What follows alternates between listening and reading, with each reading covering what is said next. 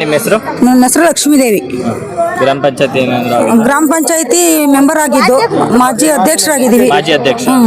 ಅವಾಗಿನ ಕಾಲದಿಂದನೂ ಬರೀ ಇದೇ ಚರ್ಚೆ. ಯಾರೋ ಒಬ್ಬ ಮಾಡಕ್ ಹೋದ ಅಂದ್ರೆ ಅವ್ರನ್ನ ಕಾಲು ಎಳೆಯೋದೆಯಾ, ಅದು ಅಲ್ಲೇ ಅರೆದೆಯಾ.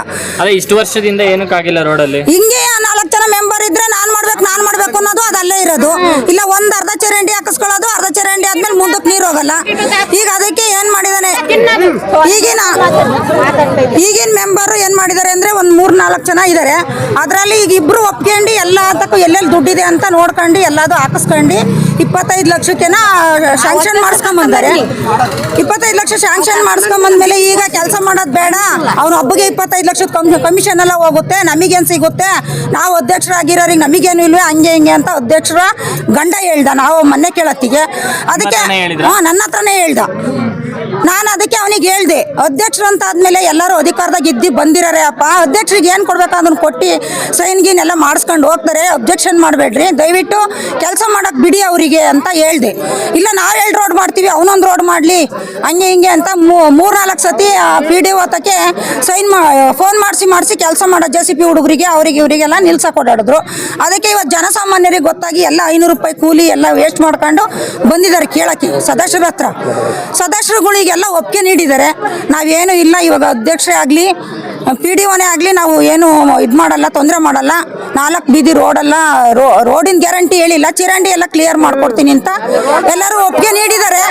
ಈ ಕೆಲಸ ಆಗಿಲ್ಲ ಅಂದ್ರೆ ಮತ್ತೆ ಮುಂದೆ ನೆಕ್ಸ್ಟ್ ಇದಕ್ಕಿಂತ ಹೆಚ್ಚಾದ ಗಲಾಟೆಗಳಾಗ್ತವೆ. ನೋಡ್ರಿ, ಇಷ್ಟು ಜನ 100 ಜನ ಕೆಲಸ ಬಿಟ್ಟು ಬಂದರೆ ಅವರು ಏನು ಕುತ್ಕೊಂಡು ತೀರ್ಮಾನ ಮಾಡ್ಕೊಂಡು ಈಗ ಏನು ಮಾತು ಕೊಟ್ಟಿದಾರೋ ಅದರಂತೆ ಹುಡುಗಕ್ಕೆ ಬಿಲ್ ಮಾಡ್ಕೊಡ್ಬೇಕಷ್ಟೇ. ಮಾಡ್ತೀವಿ ಅಂದ್ರೆ ಇಷ್ಟ ದಿನ ಎಲ್ಲೋ ಇದ್ರು, ಬೇರೆಯವ್ರು ಮಾಡಕ್ಕೆ ಬಿಟ್ಕೊಡಲ್ಲ, ಅಲ್ಲಿ ಬೇರೆಯವ್ರು ಮಾಡಕ್ಕೆ ಇಷ್ಟ ದಿನ ಎಲ್ಲೋ ಇದ್ರು. ಎಷ್ಟು ವರ್ಷದಿಂದ ಅವರು ಎಲೆಕ್ಷನ್ ಅಲ್ಲಿ ವಿನ್ ಆಗಿದ್ದಾರೆ? ಅದು ಹೋಸರಿ 5 ವರ್ಷ ಇದ್ಲು, ಅವರು ಅಧ್ಯಕ್ಷರೇ ಆಗಿದ್ರ. ಹೋಸರಿನು ಈ ಸತಿನ ಅವರೇ ಅಧ್ಯಕ್ಷ ಇದ್ದಾರೆ ಕೆಟಗರಿ ಬಂದಿರೋದ್ರಿಂದ. ಎಷ್ಟು ಅಭಿವೃದ್ಧಿ ಆಗಿದೆ? ಅಭಿವೃದ್ಧಿ ಏನು ಆಗಿಲ್ಲ.